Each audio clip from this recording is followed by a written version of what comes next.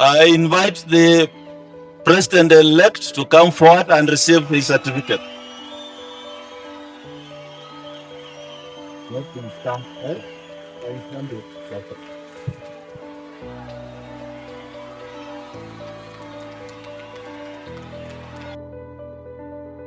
On the 15th of August 2022, the Independent Electoral and Boundaries Commission declared William Samoei Ruto the 5th President of Kenya. The margin was 233,000 votes and an electorate of over 14 million.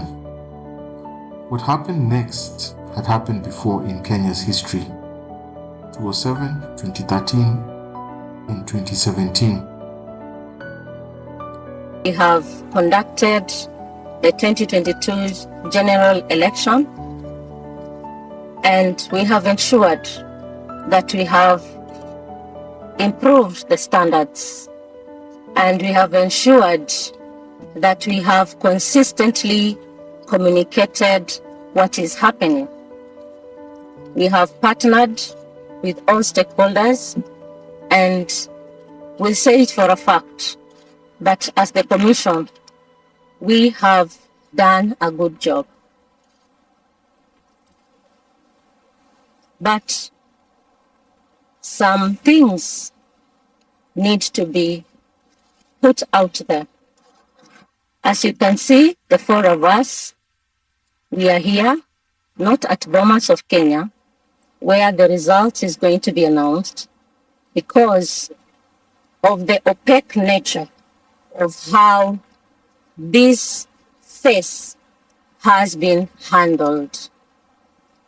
We therefore cannot take ownership on the results that is going to be announced.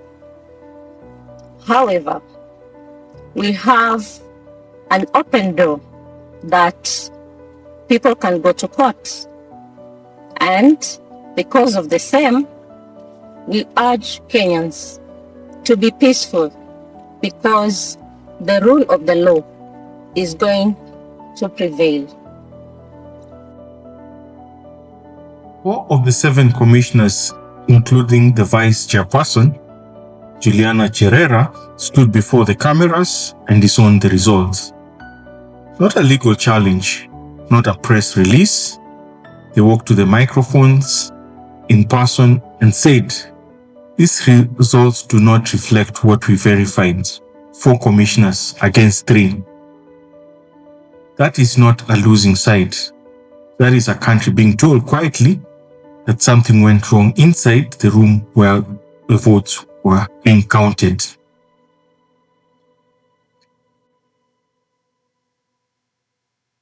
The question the numbers raise. But here is where the documentary begins. Court challenges came and went.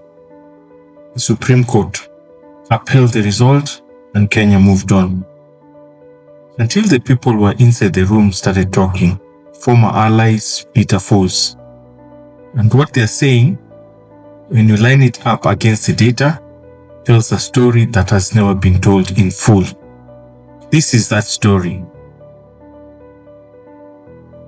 Yeah. That Friday when I came from Mombasa, and William, before I left, he told me he was having a meeting. Yes. In the main house. And there's no reason for me not to disclose. He told me, he himself told me that he was in a meeting. The reason he had because I waited for some time and I sent a message that I'm leaving. He came out and told me, "Sorry, I'm doing this, but we can have a meeting tomorrow. I'm with some 3 gentlemen." Okay. Which ones? He told me himself, "I'm in a meeting with Chebukati, Professor Gulia, and Molu." You know who those ones were?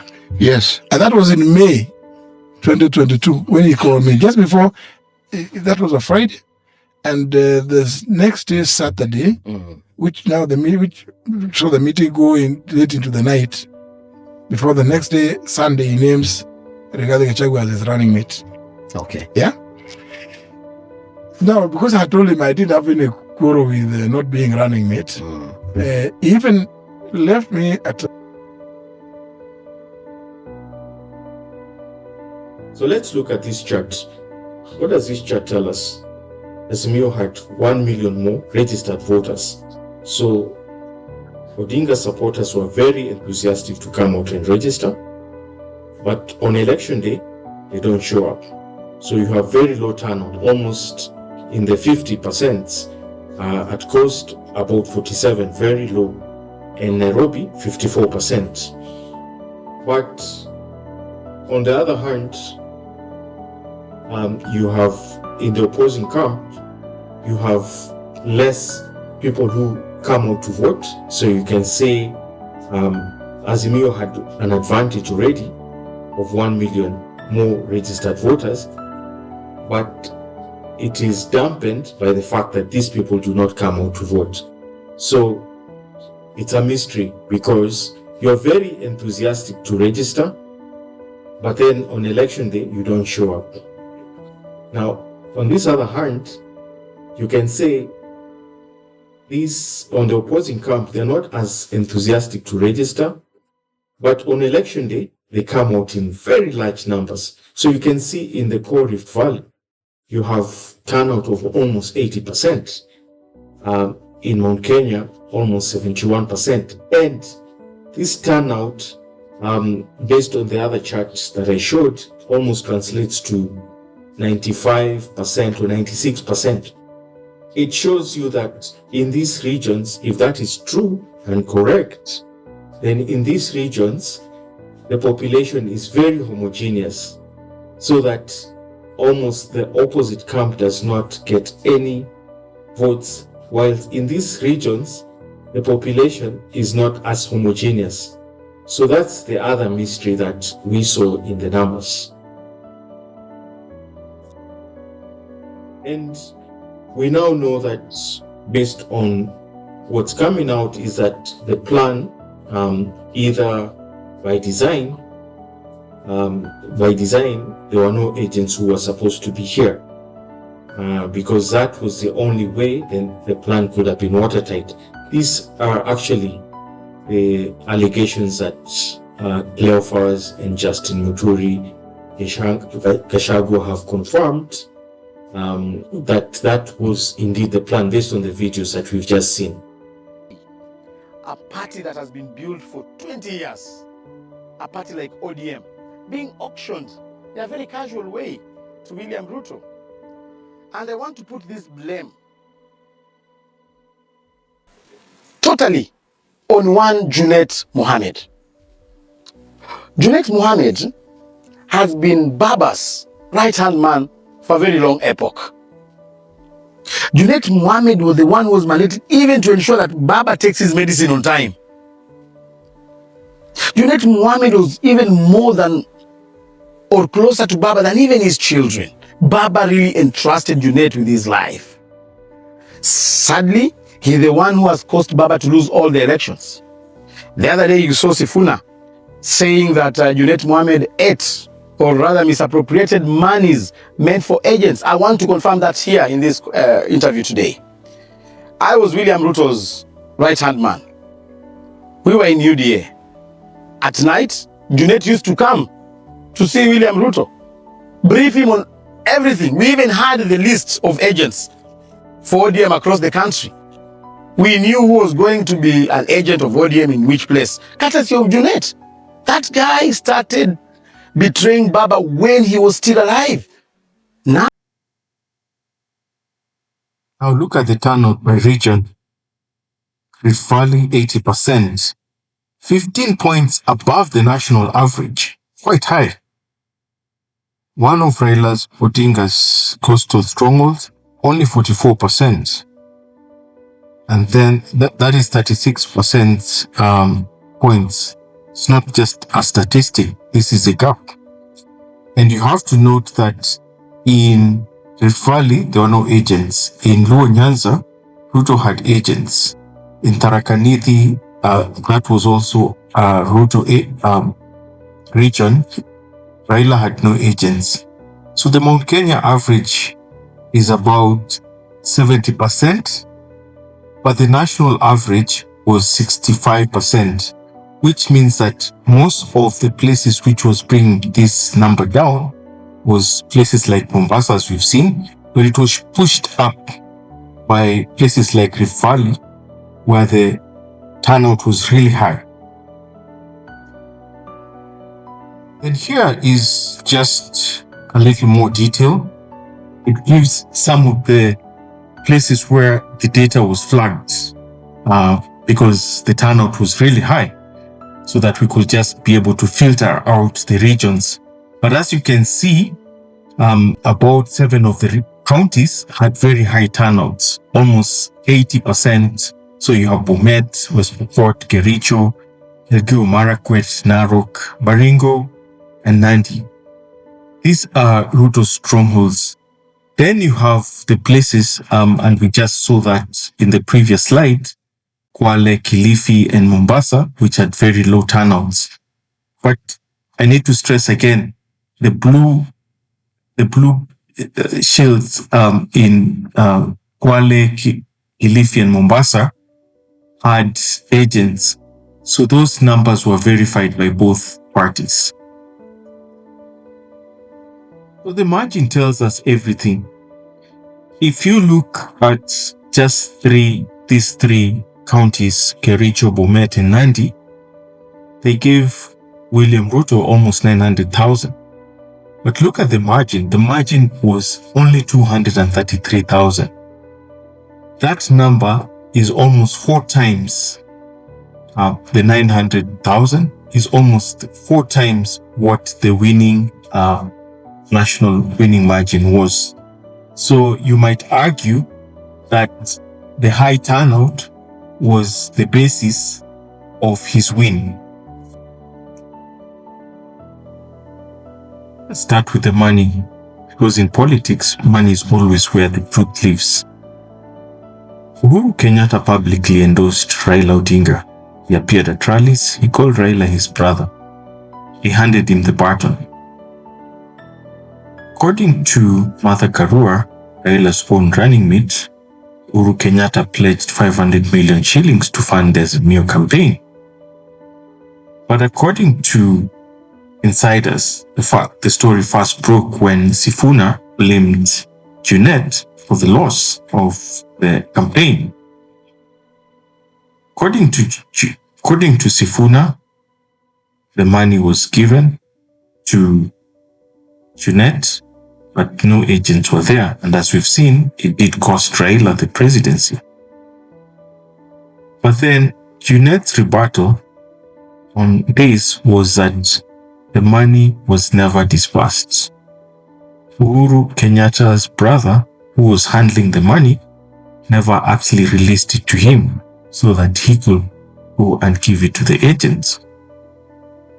And this is where it really gets interesting, because according to Martha Karua, who was Raila's running mate, this discovery was only coming 3 years later, when Junet was being accused that he was declaring that he actually never got the money. So why was he silent all these years? Why did he keep quiet when he was entrusted with a very critical role? Without agents, there was no way to verify, especially as we have seen, a lot of the places had very high registered voters, and there was no way to verify this. So commentators say that based on what happened, Junet's silence was engineered exactly that way in order to cost Raila the presidency. It was not in his interests to ensure that agents were there in order for them to actually have the victory. When this allegation surfaced publicly, Junet Mohammed, one of Raila's most vocal defenders for 2 decades, confirmed that the money the 500 million had indeed not been delivered. But Martha Karua asked the question the whole country was thinking. Karua challenged Junet and asked why only 3 years later when he had been pressured. Why? Why, if you knew the campaign was being starved of funds, if you know new agents were not being deployed, did you say nothing at the time? Commentators watching this exchange have drawn a harder conclusion. Some analysts argue that Junet's silence was not an oversight, it was engineered. That he deliberately withheld the alarm because his interests at the time were aligned not with Raila's victory, but those who needed Raila to lose. And we want strong political parties. Hii maneno ya Ruto kumaliza chama kubwa kama ODM, hatutaki.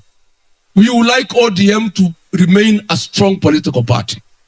Raila Odinga, with all his challenges, we must give him credit. He created, sustained a strong political party called ODM for over 20 years. And that party, for the longest, stood with the people of Kenya na kutetea wa Kenya. Huyu William Ruto nikiwa na yeye kiwa deputy yake, akaniambia he cannot allow ODM to stand ataimaliza. Si ndio? Si leo niseme? Si leo niseme? Akasema atamaliza ODM. Akaenda akatafuta Raila. Na nikauliza yeye because I could not understand what he was up to. Nikamuuliza, wewe ulisema hii Raila ndio shida ya Kenya. Ulisema hii Musee ni mganga. Ulisema ni mtu ya kung'oa leri. Umesema Kenya hawezi endelea akiweko. Imekuaje umemtafuta? Akaniambia, sikia Rigiji, inafikanga wakati unatafuta adui yako ndio umalize yeye na watu yake. So wacha nileta hii mzee karibu, nimchanganye, nimsaidie aende AU, akiondoka nimalize ODM. Akaleta Raila, akapatia viti nini, namna hiyo. Kwa bahati mbaya Raila akapumzika. Huyu Raila ameingia pale, amegawa ODM. Wale watu ya Pwani amemaliza. Wabunge wote ya ODM amewachukua. Ameenda Western amewachukua. He has reduced ODM to be a Luo party. And that is what he wanted. Sasa, within the Luo party ambaye imebaki, ameweka Raymond Omolo, PS, amempatia pesa. Hii watu ya Raila ile ya zamani, wale wako na msimamo ya kupigania wa Kenya, amewasimamishia candidates. Na ameambia Omolo tafuta goons ya kusaidia kutoa hii watu. Na hii watu ya ODM niliwaambia. ODM Ruto alinunua kwa Oburu, Junet na Wanga. Akalipa deposit. Sasa wanasikia Junet na Wanga wanalia. Hawalii kwa sababu ODM imekwisha. Kasongo amekataa kutoa balance. Si ndio? Amesema ndio nitoe balance. Lazima mutoe Sifuna. Muweke Ababu na Mwamba. Ndio nikuwe na After the election loss, after the court battle, after the dust settles, William Ruto nominated Raila Odinga for the position of the African Union Commission chairperson. The announcement was framed as a gesture of national unity, a recognition of Raila's continental stature. But look at what the nomination actually did. It took Kenya's most powerful opposition leader, a man with 5 decades of political capital, global network, and a base of millions, and moved him to Addis Ababa, out of the country, out of parliament, out of the daily political conversations. On October 15th, 2025, Raila Amolo Odinga dies in Kerala, India. A man who had spent 50 years fighting for Kenya's democracy, who had been in prison, exiled, and survived an assassination attempt, who had lost 4 presidential elections and refused to stop. Kenya mourned.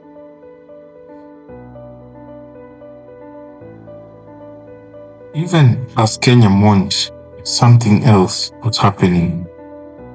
Within 24 hours of Raila's death, before his body had left India, before it had been flown home, before a single funeral rite had even been observed, Oburu Oginga was being positioned as the next leader of the ODM party. In Luo culture and in most African traditions that still hold their customs, a man cannot be succeeded before he has been buried. To install a successor before the burial is not just a political decision. It was a cultural violation.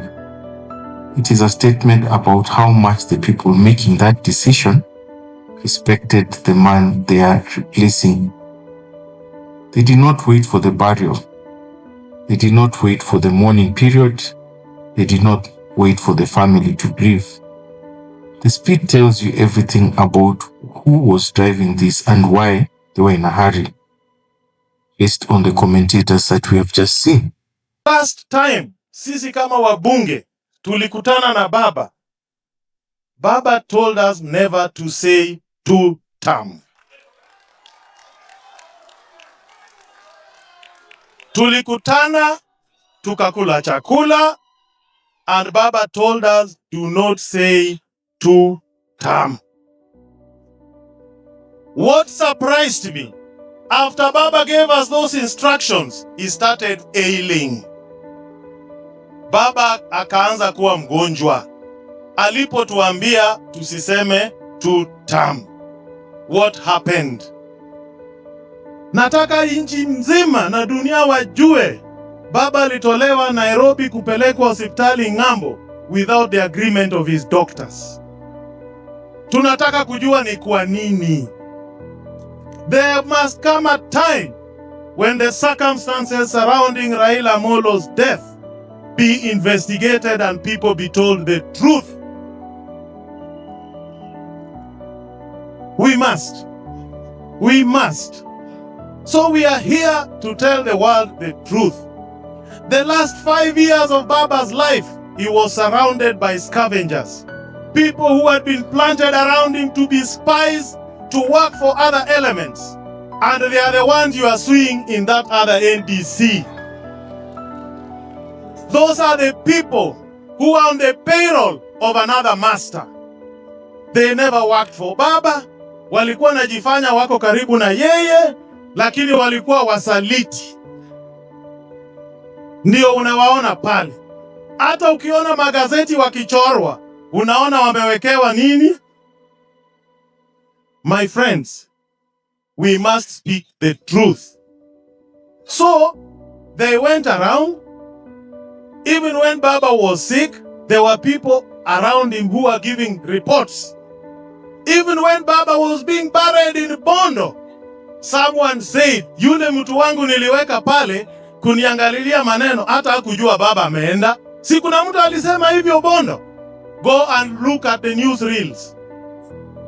So my friends, we are in a difficult position. But I want you to know, what is happening huko started way back 5 years ago. Today, they have gone there to bury Baba's lifetime work. That is what they are doing there. A meeting was called in Transmara in December. I was invited to it, nikakataa kwenda, because I knew that is the day they were going to auction Baba's legacy. Sikuenda. Nilikataa. Siku hiyo walienda huko, wakapiga bei, wakaambiwa, by 27th day of March, Sifuna hawa amefukuzwa, mubadilishe viongozi wa chama, muje uingie kwangu nyumbani. By grace of God, Sifuna is still here and our Secretary General.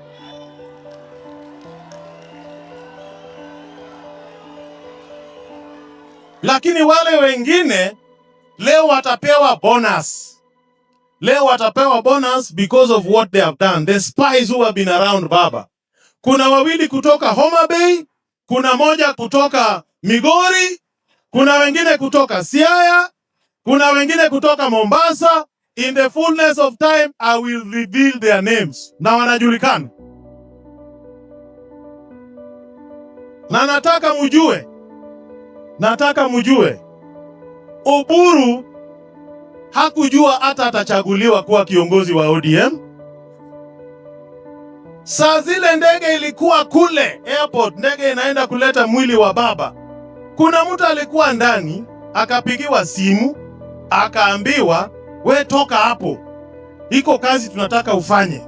Kabla mwili kufika hapa, tunataka uite mkutano, uweke Oburu Oginga kama mkuu wa chama. Na akajifanya yeye ni mgonjwa. Na akatoka. Alipotoka, akaenda akaitisha mkutano saa 12. Akapiga bei. Akapewa pesa. Saa 2 wakatangaza Oburu ndio kiongozi. Bila Oburu hata kujua. Kufika kule airport ndio wanaambia Oburu, hiyo group ndio wako pale. Hao ndio wasaliti wa baba. Nataka mjue, Oburu wanamtumia, wanakanyaga mgongo yake wavuke. Baada ya hii watatoa Oburu. Nataka mjue hiyo. Nataka mjue ya hivi, washakubaliana ODM itaweka candidates Nyanza na Nairobi peke yao. Wameambia watu wa Western, ukiwa kwa ODM na unataka kuungana na sisi, utoke ODM utasimama na UDA. Wameambia watu wa Pwani, kama unatusupport, toka kwa ODM simama kwa UDA. Ndio sababu uliona watu wa Pwani jana walikasirika. Sasa wanatudanganya ati Nairobi ndio watafanya. Hata wameambia ODM nomination watafanya na candidates yao ndio wataingia, ndio watapewa tikiti ya ODM. So we must refuse. Why do you think they are doing that? Because mpango yao ni kubadilisha katiba so that they create office of executive prime minister without term limit. Nataka mjue, they want to extend the term limit. So hiyo tumekataa. Si tumekubaliana? Now I will tell you the resolutions. I'm the Secretary General of Azimio. The last party where Baba ran, hiyo ndio ilichukua. Question is not only who Oburu is. The question is why the decision was made so fast.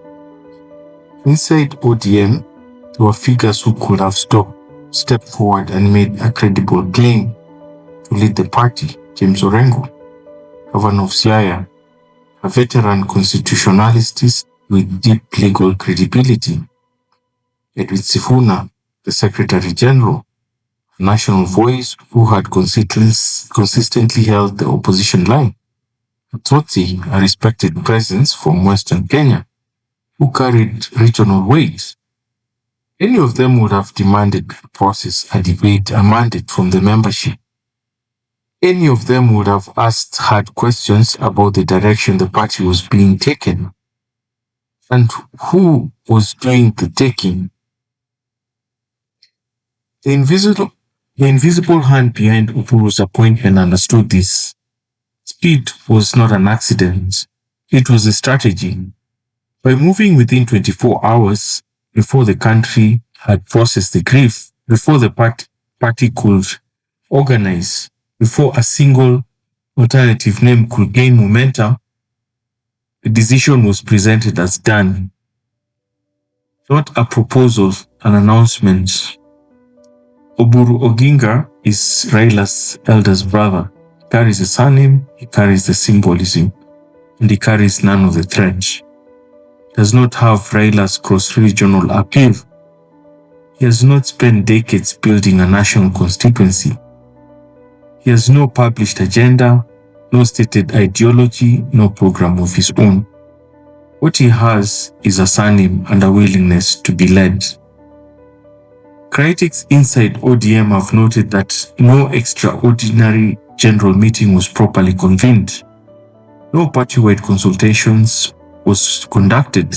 The decision was announced, not debated. The same party that spent decades demanding constitutional process, that power not be concentrated in one person without accountability, concentrated power in one person overnight without accountability. They chose the one man who could not challenge the hand that placed him. And in doing so, they closed the door on everyone who would have. In July 2024, ODM entered William Ruto's broad-based government. The justification was national unity, stability, cooperation.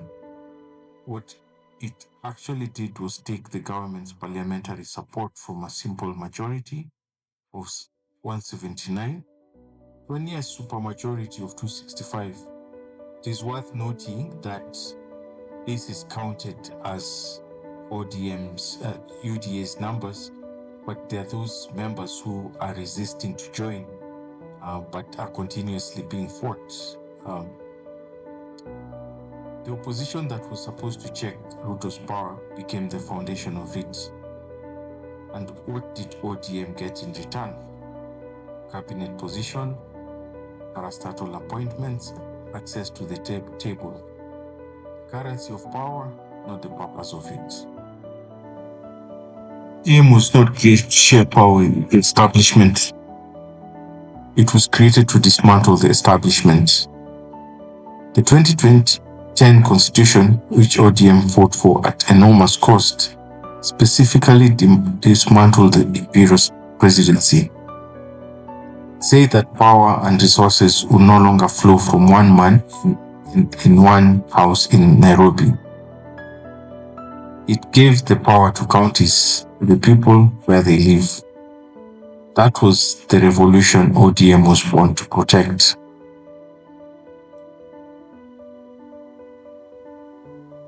After the 2022 election, the parliament numbers began to shift. 14 members of parliament from small parties aligned with Azimio crossed over to Kenya Kwanza after the speaker's ruling in October 2022. Azimio went from a majority to a minority in the National Assembly. As you can see from the graph, from the election time, ODM had about 171 members. UDA had 165. But a few days later, a few months later, in October, about 2 months after the election, UDA had 179 and ODM had a minority because of the defections that happened, mostly from parties which were aligned with ODM before the election, but had ran as independent, and then later on decided to switch over to UDA. Critical analysts watching this trajectory have made a consistent observation. If Ruto's plan succeeds, if ODM continues on this path of accommodation, the party will become something it was never meant to be. A regional Nyanza party, relevant only in Luo Nyanza, commanding no national leverage, feared by no one outside its home base. At that point, Ruto will not need the Oburu faction anymore. He will have extracted what he needed: the neutralization of the most organized opposition force in Kenya's history, and he will discard what remains. The Oburu faction, whether they understand this or not, are not allies in a negotiation. They are instruments in someone else's plan.